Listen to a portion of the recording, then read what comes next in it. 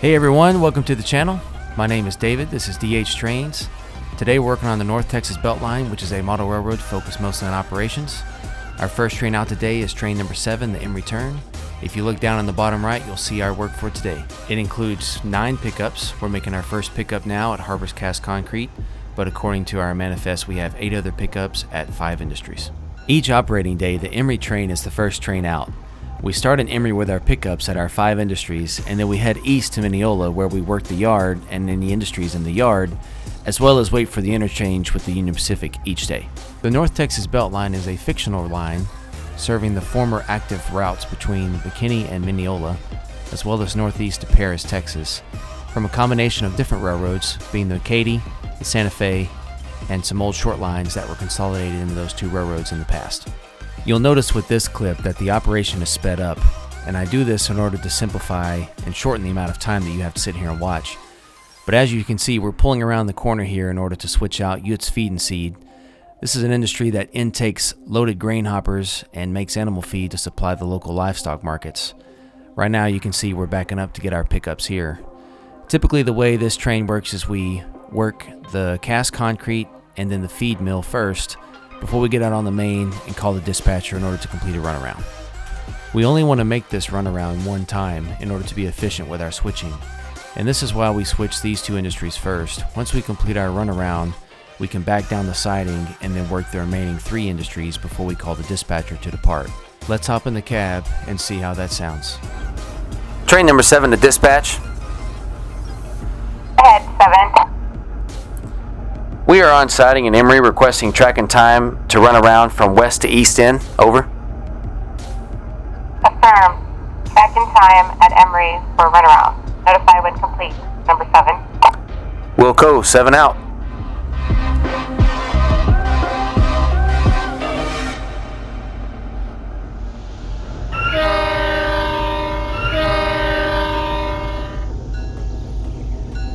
Now that we have a moment, let's talk about the layout itself. We generate our manifest and switch list from JMRI, and the game that we're using is Trainz 2019. The layout itself is about 140 miles. It's not to scale, because it's a layout of course, but we do have in our layout 3 different yards. Our main yard in Kingston, a yard in Mineola, and a yard in McKinney. Both the yards in Kingston and McKinney have their own local yard crews. The Mineola yard is worked by through Trainz and the Emory Turn that we've been working today. As we take a quick look here, we're taking a nice and slow crossing here, coming through the east end of town. We're going to stop right after the crossing, let the cars back through, and then we're going to back up onto the siding like we asked the dispatcher. And then from there, we're going to go reconnect our train so we can work our last 3 industries before we head out. You can find this route on the Trainz download station, and I'll make sure to post KUID in the description so you guys can easily find it when you look for it. It comes complete with this single player session that you're watching right now, plus a multiplayer session for you to be able to enjoy it with all of your friends. We used to have a group of people who would get online and do this together, and we even had a dispatcher who operated on site with us. Well, if you like what you've seen so far, don't forget to hit that like button, and maybe you ought to take some time to subscribe too. Hit that bell icon, make sure you subscribe to all my videos. I've got lots of good stuff coming out related to this route and all the other things I'm working on. Plus, I mean, who wouldn't want to hear this awesome radio voice? I mean, just think about it, it's probably better than looking at my radio face.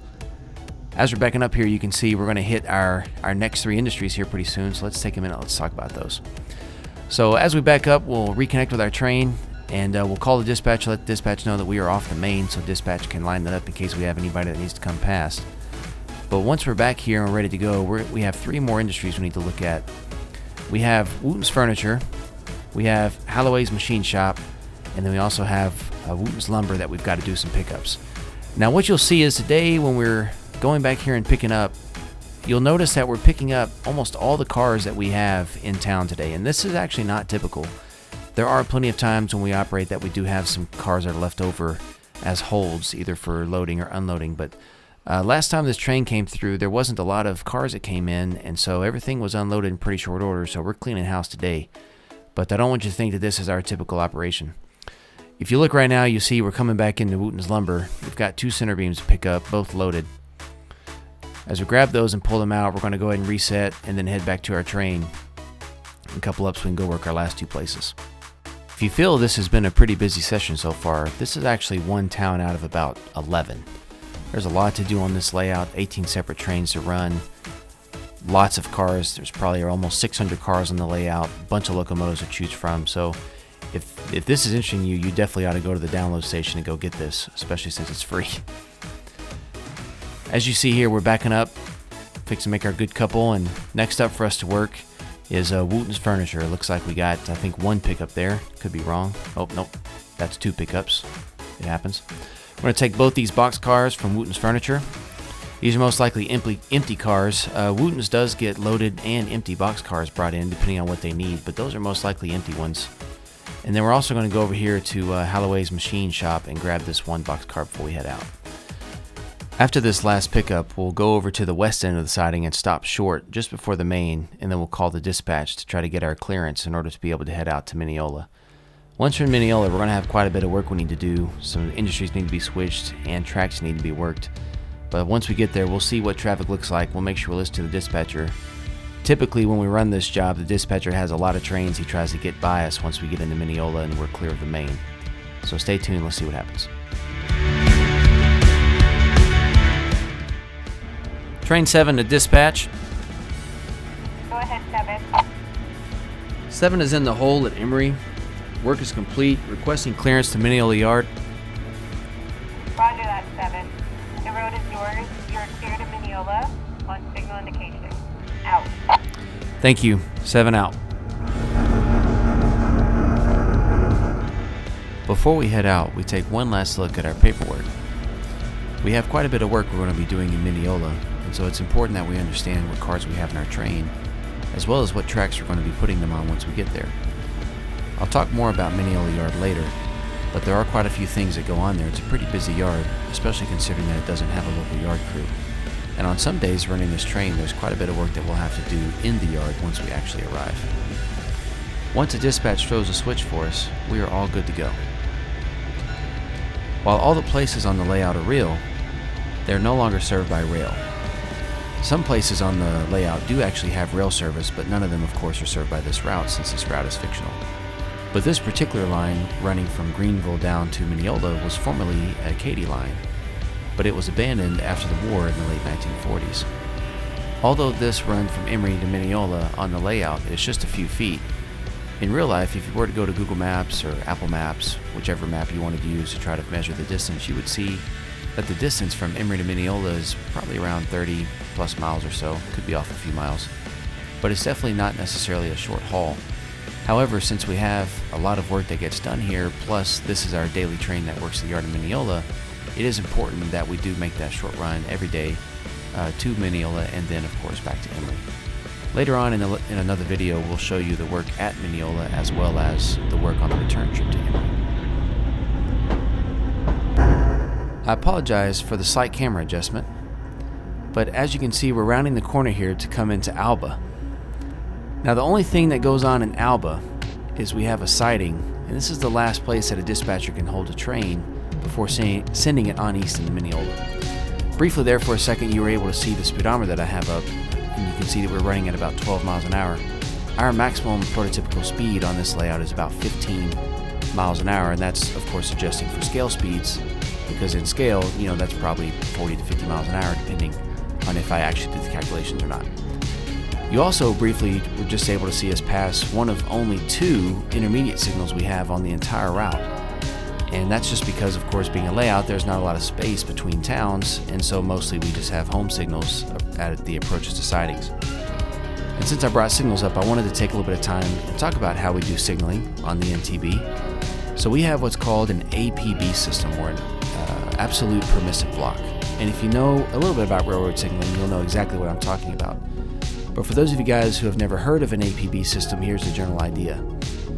With an APB system, it's basically just an automatic block system where the only authority you have to enter a track is given by a dispatcher. And there are no signal indications that allow you to enter a track unless the dispatcher has also cleared you to do so.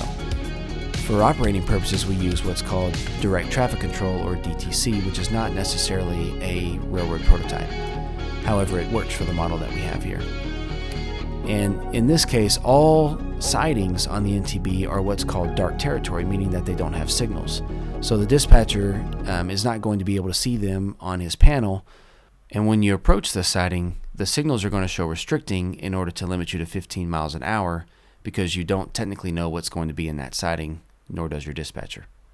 I personally like the APB system on single track routes as it leaves a lot more autonomy on the route itself, plus it allows for some interesting meets and such when the dispatcher has to give you orders on when you're going to take sidings.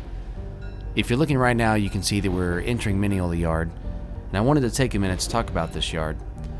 This is our eastern terminus, so this is as far east as we go on our railroad, and there's a lot that goes on here. There are 4 tracks in the Mineola Yard, plus a siding, and the siding is mostly just used for building outbound trains.